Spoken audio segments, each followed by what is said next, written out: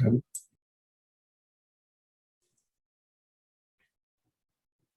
Alrighty, Kris, let's get started. Yeah, Let sure. you, yeah, take. Can you give me the ability to share my screen?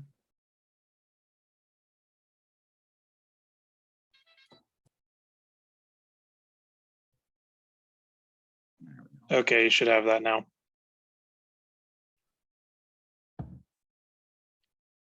All right. And are you seeing the first slide, the full slide, not like a presenter view or anything like that? Okay. Well, I'll just start by introducing myself. Thank you all for introducing yourselves and telling me a little bit about, where you're at and what you do. My name is Kris Anglin, and I am the Marketing and Business Development Consultant at Montana State Fund. I've worked here for about 5 years. I've had many different roles and hats in those 5 years. I started out as a customer service specialist and then kind of moved through the ranks. I was the customer service trainer. So mainly my world and my realm has always been on the policy side, writing the policies and getting the policies in place. There's sort of a couple different aspects, at least to Montana State Fund and to Work Comp. There's the claims side, and then there's the policy side, and then there's generally some services such as safety services. So today, what I thought I would do was kind of give you guys a high-level overview of what Work Comp is. How is coverage even determined? What does it cover once you have Work Comp coverage? What it doesn't cover? Also, how premium is determined. How much does it cost? And then what's required to have coverage, what certain employments are required to have coverage, and what employments are actually exempt from coverage. And then I thought I'd go into a little bit in the claims world, talk about claims, how they can report claims and whatnot. And then also some benefits that the injured employee gets, how the business holders or business owners could reduce some of the claims costs. And I thought I would go into just a little of safety services.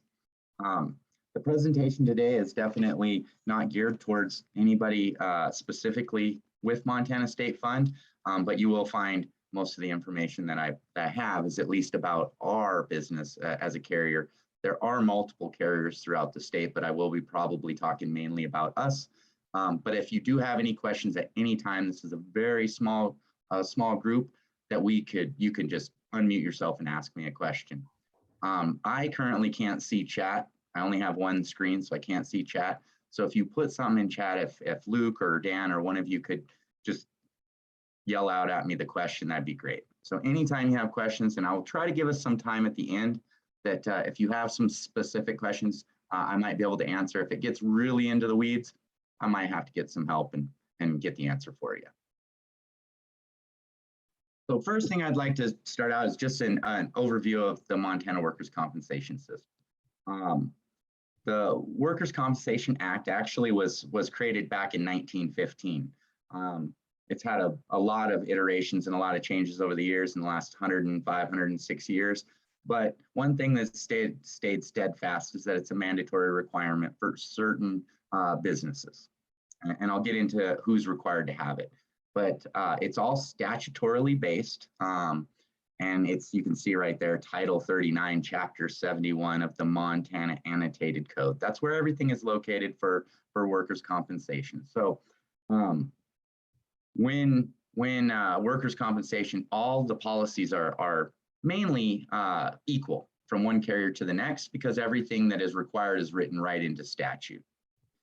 One of the things with a workers' compensation system, it's what we call a no-fault system, meaning regardless of who's actually at fault for the injury or how the injury occurred, it's covered.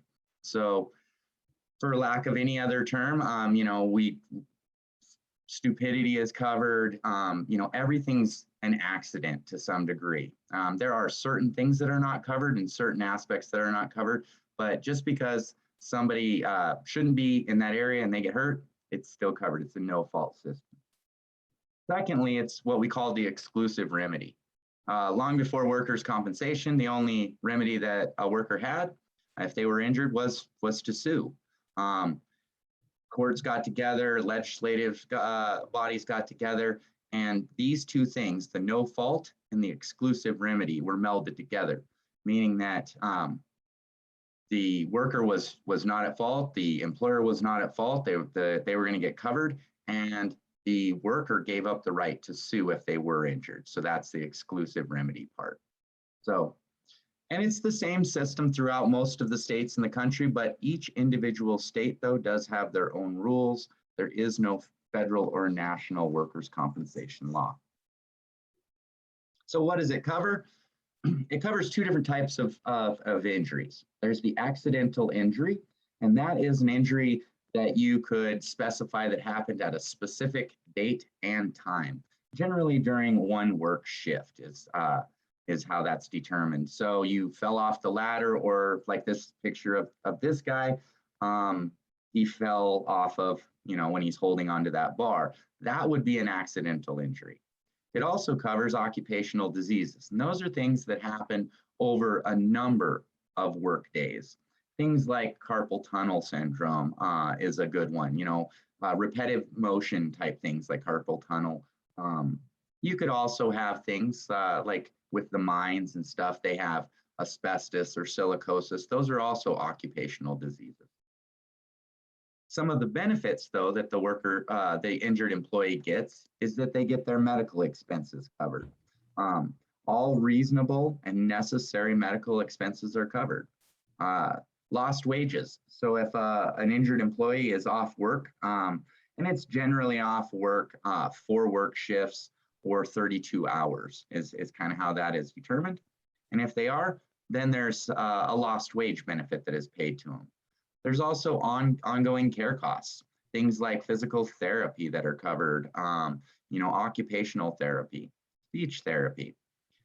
If there's a fatality, funeral expenses are covered. And one of the things, our legislative session, they do meet every 2 years. And that was one of the things, the death benefits and the funeral expenses were increased this last legislative session. So things change every 2 years. So the other things that are covered, though, are if there is any lawsuits, attorney fees, and finally some settlements and judgments. Those are all things that the injured employee can get as benefits, and things that employers don't have to cover when they're injured, when their employee is injured. I have a question, Kris, back on that. Absolutely. Sure. There you go. So, I guess it was the slide before, but you said if they get workers' comp, it's an exclusive remedy so that they can't sue. The injured employee cannot sue the employer. So if the employer has workers' compensation, the injured employee cannot sue because they got injured. There's a negligence still comes into play. Something like you had a light in a stairway and the employer came and were tired of paying for the electricity, so they unscrewed the light bulb. And then the employee came in and fell down the stairs. Now that's slightly different, and there's something called an employer liability coverage for that. And at least with our policy and most policies out there, that's a standard package comes together. Workers' compensation and employer liability come together. But so then on the next slide, you talk about lawsuits, attorney's fees, court costs. Sure. Just because they can't sue doesn't mean they won't sue. Okay. So what one of the things that we do is if the injured employee decided to sue the employer, is we would cover all the attorney's fees and the court costs as we were fighting for the employer. And then, of course, if there was some sort of settlement or judgment that occurred from that, that would also be paid from workers' compensation. Does that answer? So you're covering the employer, not the employee's attorney's fees. Correct. Yeah, the policy is written from really the employer is the one that pays for it, and they're our customer is the employer. Obviously, we spend a lot of time worrying about and dealing with the injured employee, but the true customer, I guess, is going to be the policyholder, which is the employer. Okay.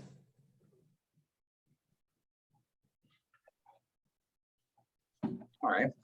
Is there any other questions on that? It definitely can be a complicated subject. So feel free anytime you have some questions, just reach out. So some of the stuff that it doesn't cover. I did mention that it covers all necessary and reasonable medical costs.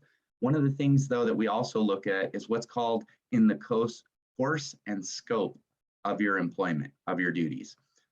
So the delivery driver that drives around every day, that's course and scope of his employment duties. When they step outside that course and scope, doing something usually really, really different. The truck driver that decided to get on the roof, maybe, or do some other things.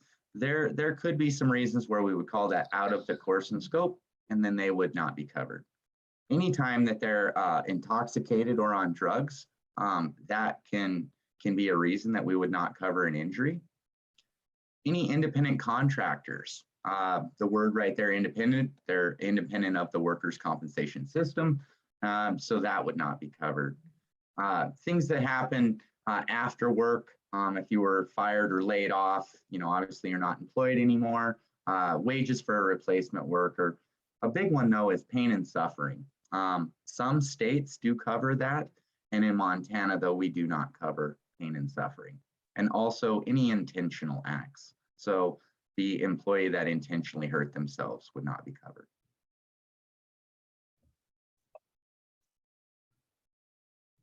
So now we can get into just a little bit on how premium is determined. So what causes the cost for your insurance policy? So there's 4 different things that I kind of have bolded over there. And classification codes, I'm just going to really quickly go over that. Every employment, every duty out there, it has its own, for the most part, classification code. And we use a rating system. Every insurance carrier in Montana uses it. It's called the National Council on Compensation Insurance. They set first what the rate is for that specific duty, and they also set what classifies as that specific employment duty. So a plumber has its own class code, an electrician has its own class code. There's no overarching construction class code. Each kind of individual construction trade has their own class code. So that's very important. There's about 700 or so of them out there. And all they do is they group all of the common exposures together. So all plumbers, whether you're a plumber inside of a house, or interestingly enough, if you're putting in sprinklers, the exposure is generally the same, and so they're classified together. There's a few things out there that we call standard exceptions, and those are common to most, if not all, industries, and they're things like clerical. In that case, even though the business itself is plumbing, if there's a clerical staff there, they might be able to get that code. There's some additional considerations out there. Things like supervisors that are, the foreman on a construction site might be a construction business, but if he never gets out of his car and things like that, they could be rated different. So manufacturing versus and wholesale versus retail, all of those come into play. So it's very, very important that when you're getting insurance, describe your business as best as you possibly can, along with each and all duties for your employees, because you never know. Second thing that kind of comes into play for what determines your premium is what we call an experience modification factor. So the first one, the classification codes, generally put all businesses together across the whole entire country or across the whole state, and they kind of get a rate based off of that. Your experience modification factor tailors those costs to the individual business, your individual business. So if there's a loss for your business, if you have an injury, that can affect you individually by this experience modification factor. Because not all plumbers are the same, not all electricians are the same. Some of them, like that previous picture, the guy's hanging off the metal pipe with one hand. Others, they're tied off and very, very safe. So insurance does take into account that by looking at a couple of years and then tailoring the cost to that individual business. Additionally, The other thing that can determine your premium is something that we call schedule rating. And all this is either debits or credits to your policy. And it's for things like the building that you have your business in. Is it state of the art versus maybe holes in the roof, stairs falling apart, those type of things. How detailed of a safety plan do you have? Or if there was an injury, how detailed that plan is to handle that injury and bring the worker back to work. Those type of things are all taken into account in that schedule rating. So if there's something specific that you do that you think is great compared to everyone else and no one else is doing it and it's helping out your business, those are the type of things that we or any other insurance carrier would like to know to help lower your cost. Finally, and this is more to Montana State Fund, we have what's called a rate tier system. And so individual tiers have different rates for different class codes. And we do that again. It's another way to tailor the cost individually to that business to try to best predict their cost. Ideally, we want to charge not a penny less or a penny more than really what's needed to cover that policy. And you can see on the picture over there, at least on the right, man, over the last 20 or so years, rates have I mean, they went up a little bit to 95, but they have steadily, for the most part, dropped. And this is across the industry. It's not just with Montana State Fund. Workers' compensation just has become cheaper and cheaper and cheaper over the years.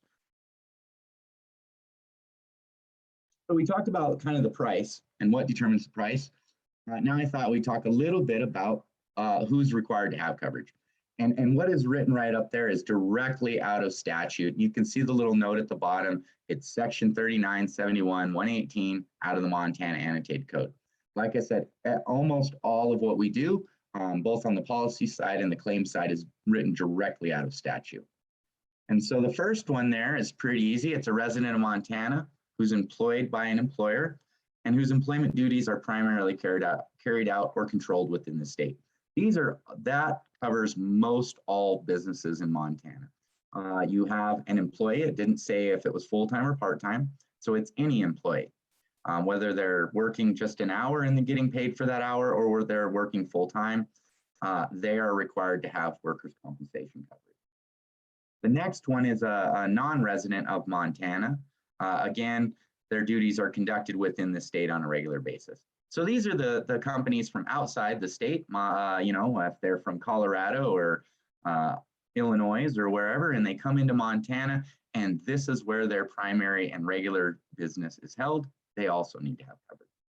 And the last one, it's specific to the construction industry, and it is the out of the state employees that come into Montana that are engaged in the construction industry. You know, statute did carve out a little bit to make sure that anyone in that specific industry is covered a little bit more than maybe some other industries.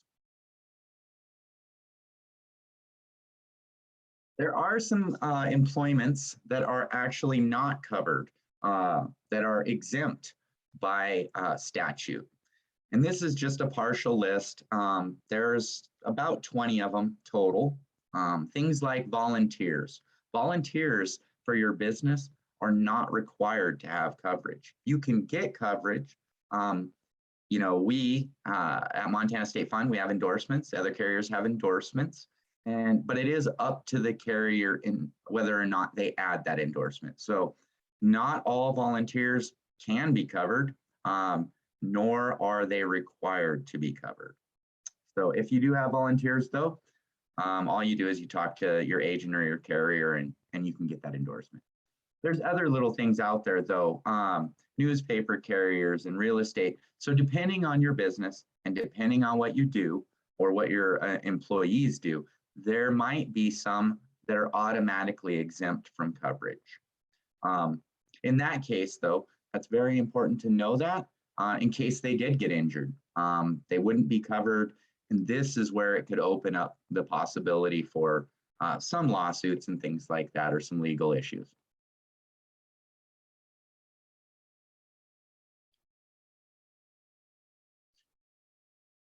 So now we talk about a little bit about what happens without the right coverage.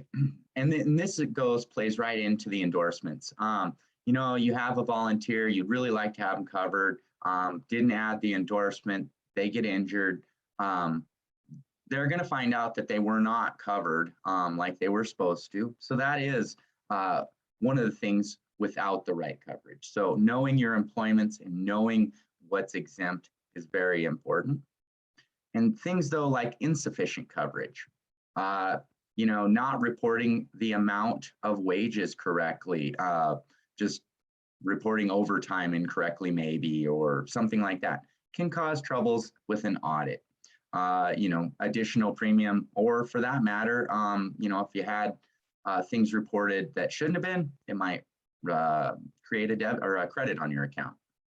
Owner and officer coverage. Owners, for the most part, are exempt automatically from coverage. So any owner of a business is going to be exempt.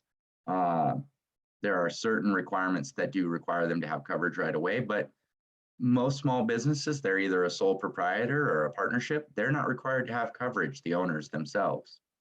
So that, you know, again, if they got injured, that would be important.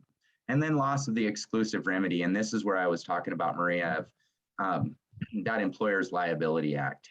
You know, having somebody intentionally or negligently cause their accident could lose that exclusive remedy also. No coverage. If an employer has no coverage, the injured employee, though, still gets covered just as if they were covered with any other carrier in the state. There's an uninsured employers fund. Every policy holder across the state pays a small portion into that fund. And so any injured employee that didn't have coverage from their employer gets covered.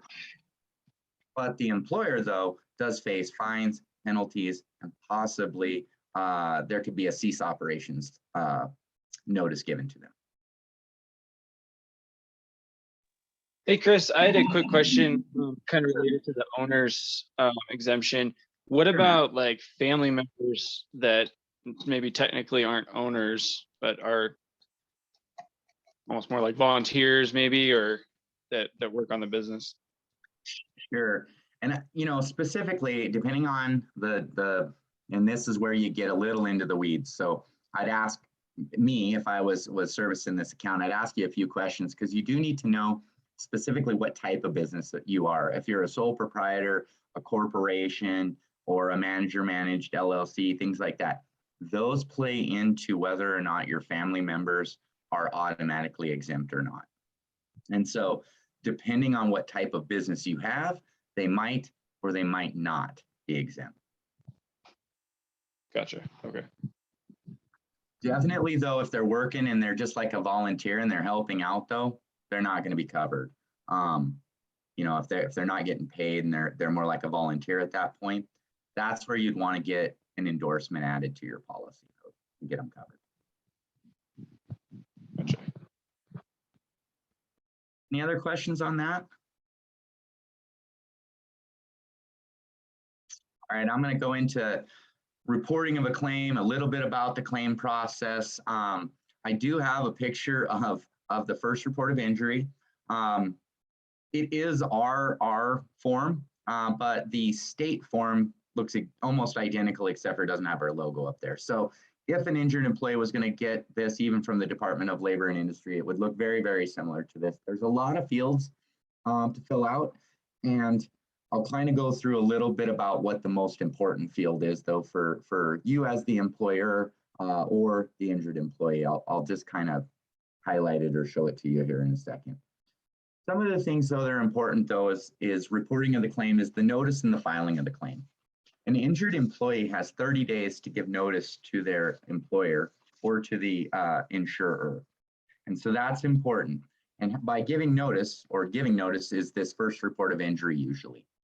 Sometimes the employee will come up and they'll tell the employer that they're injured. That's notice. Other times, though, they will fill out this form and send it in to the insurer. That's also notice. They have, though, after that notice, they have up to 1 year to file the claim. So they could tell the employer they were injured and 6 or 7 months later actually filed this claim, and it could still be accepted and move forward. But generally after that year, it's very, very unlikely that that claim will be accepted after that year. So it is important as the employer to get these forms in as quickly as you can, just so that that injured employee, for one, gets prompt medical care for one. The first report of injury is sort of the gatekeeper to all claims processes. But what the most important thing on the form is the signatures. Without the signature for the injured employee, prompt medical care can't even start. Medical care can't start. They can go see the physicians or see the doctors, but we can't pay any of the bills until after they've started signing the form. And then we will work with the employer to get their signature too. And then we can kind of move forward with the claim. So as an employer, some of the more important things is this form, but also to get the signature from your employee. Obviously, there might be times where an employer thinks that that claim is not legitimate. There's even a section on the form where the employer can indicate that they don't believe that the injury was legitimate. You know, and what that does is it does give the claims examiner maybe a little bit more pause to look at the claim a little bit closer. Just because they got injured on Monday morning, you know, after they went hunting and got that prize bull elk or something, it does not mean that, you know, the injury didn't happen on Monday and it, you know, it didn't happen while they were hunting.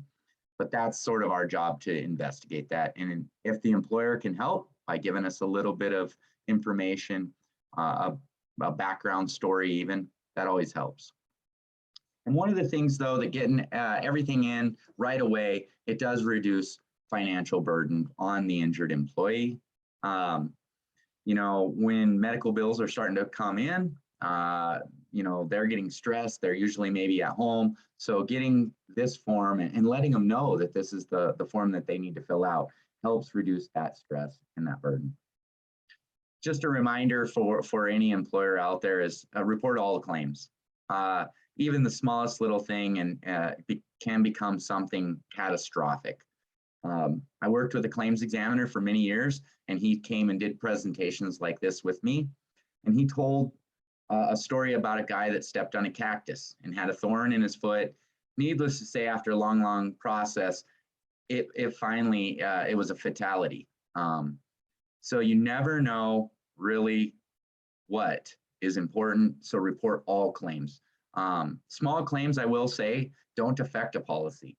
One of the nice things is any claim that's under $500. So they go to the doctor, they get a Band-Aid, they get some stitches, and they go back to work. You know, work comp will pay that $500 claim or whatever it is, but it also does not count against you for your experience mod or for anything else for that matter that would affect your premium. So reporting all the claims and reporting them timely is very, very important. The last two go to something what we call equitable estoppel. Don't pay any claims. That's the insurer's job to do, not the employer's job.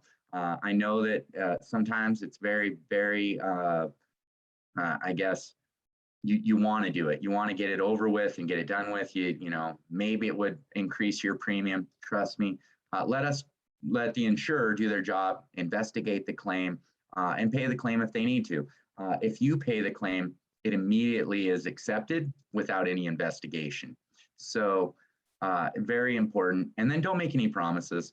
You know, you never know how the claim process is going to go, or you never know what's going to happen. And so as an employer, it's always best never to make any promises. So some more injured employee benefits is the medical treatment. You know, I mentioned that all injured employees are all reasonable and necessary medical treatment is provided. And that's true. They can get any reasonable and necessary medical treatment. It's the things that are not, but you'll find that most even alternative treatments are accepted as reasonable and necessary. Things like acupuncture or whatever are also being accepted as reasonable and necessary. The injured employee gets to select or choose their initial treating physician. So when they're injured, they get to pick who they go to. We don't tell them who they go to. Later on, you know, if it's they need a surgery, we might suggest they go to a surgeon versus somebody else. But those are down the road. The initial treating physician, though, is they can choose their initial treating physician.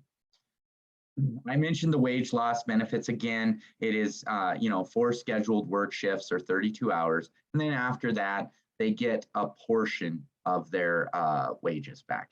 Generally, it's about 66%. It's about 2/3 of their wages is what they're eligible to receive. So it's not their full wages, but it is something. The other thing is that our goal is to bring them back to what we call maximum medical improvement. We realize not everybody can get back to 100%, back to the way they were. So at some point, we get them to what we call the best they can get, maximum medical improvement. And it might be some portion of that 100%. And that's where we look at what we call an impairment rating. And so if they don't get back to 100%, we might consider them impaired at a certain percentage. And then that's where you look at things like maybe they get vocational rehab, rehabilitation. They get retrained at their job, or they might just get some sort of settlement based off of that. Typically, it's, you know, they try to determine what percentage that is based off of your lifetime earnings, and then kind of come up with some sort of settlement amount for that. But that's generally what they get. They get to choose who to go see. They get any treatment, regardless of cost. So, you know, there is no set limit. So they can have medical treatment to $10 million, $100 million, whatever it is, at no real cost to the employer. Yes, there'll be some additional premium down the road, but never to that $10 million amount or whatever it is. So regardless of cost, all medical treatment is paid. Some of the things that the employers can do to reduce their costs is help with the claims investigation. As part of the claims investigation, our examiners will contact the injured employee, the employer, any medical providers. And the examiner typically will take recorded statements from the injured employee and possibly from any witnesses. The employer, though, can help in that investigation process by documentation. Who said what, when, and where. Even if it's something that you think isn't super important, Johnny got hurt, just mark it on down a little piece of paper, the date that it was said, throw it into a folder. You never know 2 weeks down the road or what will happen. Not everything is fraud for sure, definitely not, but a small portion is. And so helping out, if the employer has that little spidey senses tingling, it might be a reason. So documentation is important, and that just helps with the claims investigation to either move it forward very, very quickly. The employer has no concerns, no issues. The claims examiner might not really look into that claim too deeply. Where the employer has a lot of documentation of different things, that examiner might look a little closer. The biggest thing, though, the employer can help with is the return to work. Getting that injured employee back to work fast, back to their normal job, back to their normal routine. It does amazing things for an injured employee. Reduces their financial stress. They're, instead of getting 66%, they're getting 100% of their wages. It reduces their medical costs. Just being back to work, not laying on the couch or whatever, being active, amazingly enough, brings up your morale, and it also reduces medical costs and decreases legal involvement. The more you get them back to work, the less they're able to watch that daytime television with the ads and things like that, and think about that their employer doesn't care about them or something on those lines. It's very, very important to get them back to work to reduce those medical costs and also decrease that legal involvement, which overall reduces the cost for the claim.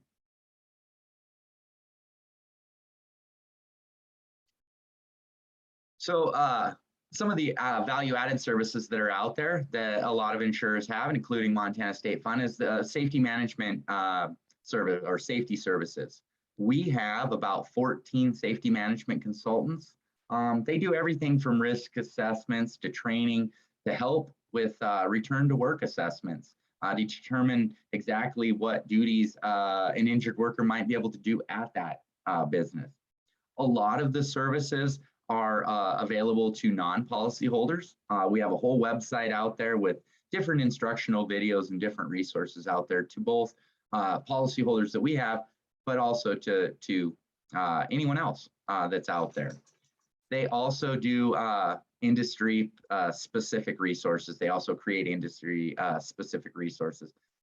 Things like lifting in the construction industry, or if there are schools, for instance, or hospitals, they might have specific resources that are available to those industries. And then finally, we have different quarterly and other workshops available to our policyholders and to others. And these are located throughout the state. Generally, they're quarterly, but there's also some that happen randomly throughout the year for different industries. And those are available, again, to policyholders and to non-policyholders, depending on what the presentation is.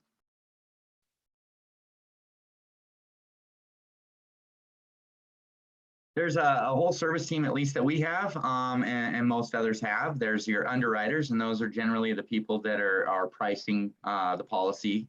They're the ones that are asking specific questions on what kind of building you might have and things like that for that schedule rating. I see that Maria has a question. I'm not sure that you can answer this, Kris, but one question is, so for our Indian Equity Fund and our Native American Business Advisor grants, we do require workers' comp if they have employees. Mm-hmm.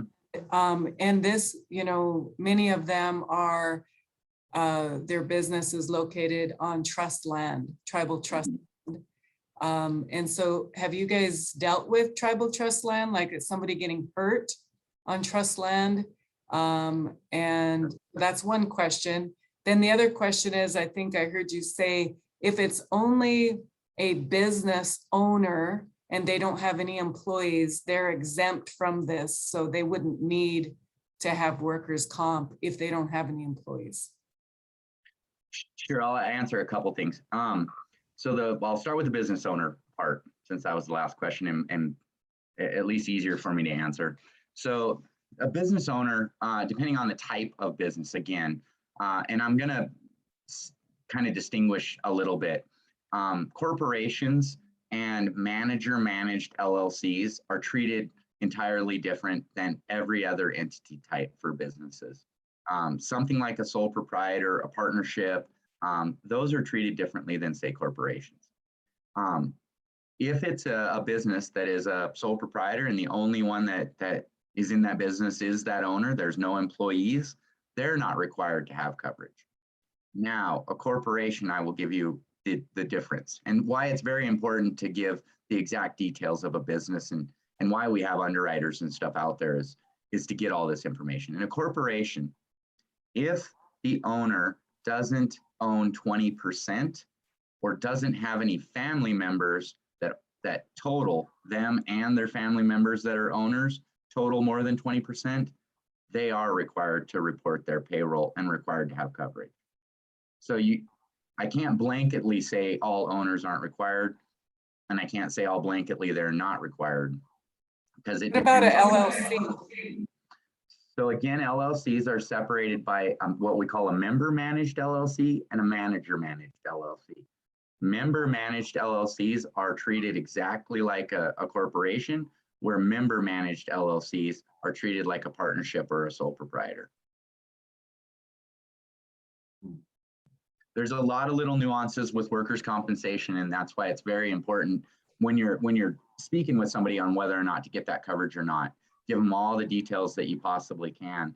All of the insurance agents that have taken the course and have been licensed and everything would understand at least some of the nuances though with that. But yeah, it's not a cut and dry black and white situation usually. You Now let's guys talk have like a about one pager that, you know, kind of spells this out. absolutely. Yeah, on our website, we have a ton of resources that are available out there to tell you exactly who needs coverage. A lot of the slides like I showed you there, just in much, much more detail. And I can give you our website. It's montanastatefund.com. So it's not it's all spelled out. And then there's a safemt.com is our safety website. All right, so let's tackle the businesses that are on tribal land. Is that what you're referring to? So statute does carve them out, and I'm not going to get into the specifics of it, but statute does carve out those type of businesses that are owned and operated entirely that are native owned and on native land. Statute does carve that out. They have to operate entirely though on that land. And so that's why I don't want to get into too many specifics, because if they do travel off that land and things, then that exemption goes away. I will say the best thing and probably the easiest thing is to have that workers' compensation package or that coverage. You know, that way if anything kind of weird happens, like they traveled off that land inadvertently or didn't, you know, and suddenly coverage was required or something along those lines, it's always best to have it. The other thing, and I don't know exactly how it would work on a tribal land, if there was an injury, I don't know exactly where the injured employee would get benefits and coverage and things like that. But having the coverage, I can tell you it would come from the insurer. So I'm not sure, you know, if they got injured, if it would come from the tribe and it would come out of a fund or how it would work there. But my advice, at least, is the best is to have that coverage just as to make sure you're covered. If you want to talk specifically about a couple of businesses or something like that, though, then offline, what we could do is you could give me the details, and then we can look in to see if they absolutely have to have coverage or if they don't. But statute does carve that out, though, or does make exceptions to tribal-owned businesses on tribal land, specifically that don't go off of that land, though. Luke, will you put Chris's contact information in chat so everyone will have that if they have specific questions for him? I'm looking at Crystal, who has property at Fort Peck. Crystal, I don't know if that's, you know, tribal trust or not, but let's just say it is tribal trust, you know, and you want to turn that into a business. And let's say she had an employee that fell down the stairs, you know, coming in or leaving. You're saying that would be covered if she had a workers' comp. Yeah. Okay. Now, coming into work is an interesting thing. I will say that also depends on, I'll give you this example. It's an employer-owned parking lot garage. The employer provides all that parking. They tell you to go park out there. You know, you're generally, and I say this generally covered if you parked your car and slipped and fell and got hurt coming into work. Now, the alternative is the employer doesn't provide any parking, and you can park anywhere you'd like, and you park across the street, walk across the street, and get injured as you're doing that. That might not be covered because the employer didn't tell you where to park. There is so many nuances to things like that. Thank you. Yeah. Well, really quickly, I can just go over the rest of the service team, and we've talked about mainly all of them. I mean, there's account managers in there, just they deal with the policyholders or the customer service specialists. The auditors go out, and there are outside force, I guess, and they'll go to the policyholders' business. And generally, they're there for more education than they are for anything else. You know, if an audit might sound very ominous, but generally they're coming out there again to make sure that not a penny more or a penny less is being paid. And then if they do notice any discrepancies on, I'll give you the volunteer example, you know, had a lot of volunteers, would like to have them covered. They're going to give you, the policyholder or the business, some education on what they need to do to get those people covered. Safety management consultants I've already went over, you know, they are available to come out to all of our policyholders and then do offer workshops for non-policyholders. And then anytime there's an issue, there's leadership. Obviously, you know, you can go above the managers or the business unit directors is generally who those are. And great group of people that we have, at least that I work with. They're really, really helpful. And so anytime you have questions or anything, they're there to answer. So that is all I have for my presentation today. And is there any questions though that I might be able to answer that I didn't push off down the road a little bit? There is a question in chat. Will safety plans, training, or quality control programs reduce costs? Yeah, it certainly can. And that's where it falls into play of the schedule rating. Now, I will say at least Montana State Fund is only allowed to schedule rate at certain premium levels. But yes, that definitely can be used to give some credit towards your policy. Most companies can give all the way up to a 40% credit. So if it was a $1,000 policy, it might only cost $600 instead, after things like providing a safety plan or quality control program. Is there any suggestions that you have in reducing costs in other areas besides that? Because I know, you know, a lot of the rural areas struggle with being able to afford, and, you know, it's not a whole lot, but it does add up throughout the year. So I know, you know, any help we could provide them. Reducing costs though in your premium, you know, there's only a couple of the avenues. Some of it might be, in all reality, restructuring the way they do work. I had a company and they did outdoor guiding. And outdoor guiding is very expensive, but they only did it a couple of months out of the year, but all of their staff did it. The rest of the year, they were mainly clerical, which is really, really cheap as a rate. So one of the suggestions really would have been, could you provide that outdoor guiding with maybe just 2 staff members and have the other 6 do clerical all year long? Because you can't split some duties. So in that instance, even though they were doing clerical for like 9 months out of the year, they were getting charged as if they were outdoor guiding for those 9 months. So something as simple as can you restructure your business slightly? You know, can somebody just do clerical and not clerical part of the time, and then some other duty the rest of the time, because clerical is very specific. That's one way that you might be able to reduce costs. Other ways that you can reduce costs, and the biggest one is injuries. You know, your experience mod, the schedule rating, the rate tiers, all of those are dependent on claims. So getting somebody that is injured back to work quickly before they get lost wages would be one of the biggest ways. When a claim is called an indemnity claim, meaning that they paid out wages on it, that claim is counted at 100% of its cost.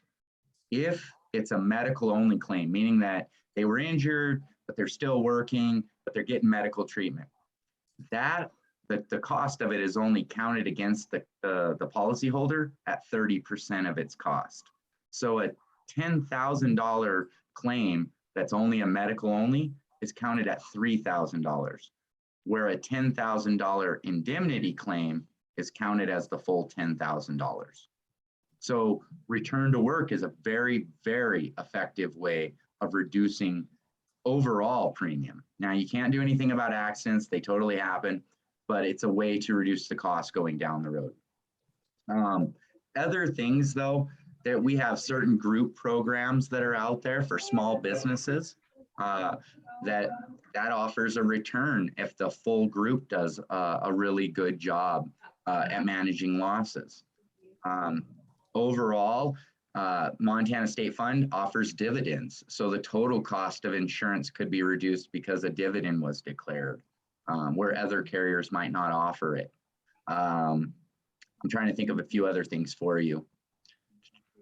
If they're a construction business, they could possibly qualify for a construction credit. So there are different ways in different industries to lower that cost a little bit. There's certain deductibles. There's a medical deductible out there, meaning that, you know, we'll give you a little bit of a discount, but if there's a claim, maybe you pay the first $500 of that claim. So that's a risk reward type thing. Off the top of my head, that's sort of where I'm at, Ray. Yeah, we just, you know, we want to get them to the point of hiring employees to, you know, improve our economy. But yeah, they get stuck with that, and any kind of help we can help them, you know, support them with hiring additional workers would be great. And that's why I was asking. A lot of our construction companies, you know, they work off the reservation. So, you know, we want to urge them to get this Workman's Comp.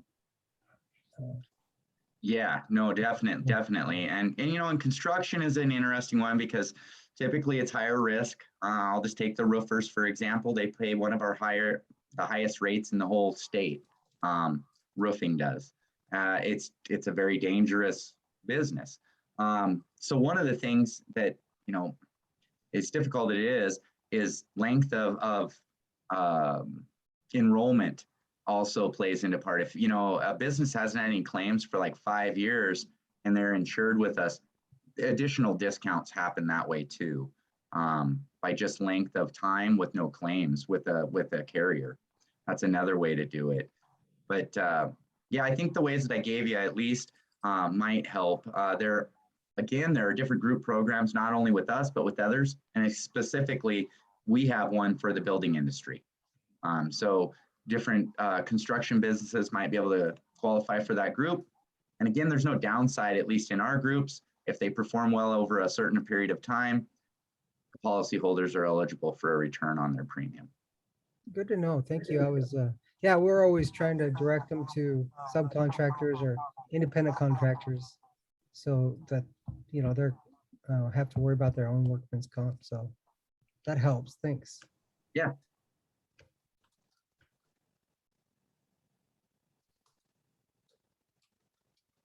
Well, if there are any questions at any time, it looks like Luke it looks like Luke has put my contact information in the chat. Feel free to send me an email if you have some specific questions. You know, later on, a week or two down the road, and you're like, oh man, I really have a question on this guy. Feel free to reach out to me. If I don't know the answer, I will certainly find the person who does and get it back to you as quickly as I can. Yeah, Kris, great job. Looks like that's all the questions are answered, and yeah, it's recorded, so it's you know, available. We'll put it on the site or something, and your information on the site as well for referrals. So yeah, thanks a lot. Looks good.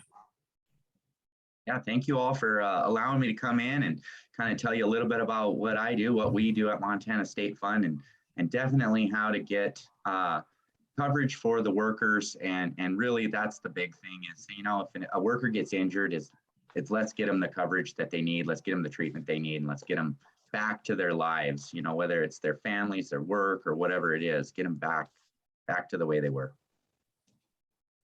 Great.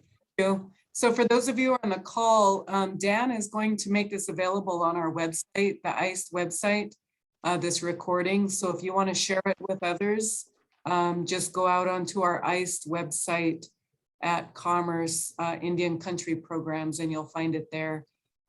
It'll probably take him a couple days to do that because he's out of the office tomorrow. So, but all right, wonderful. Thank you, Kris. Thanks everyone for joining us. Thank you. Yeah, thanks everybody. Okay. All right.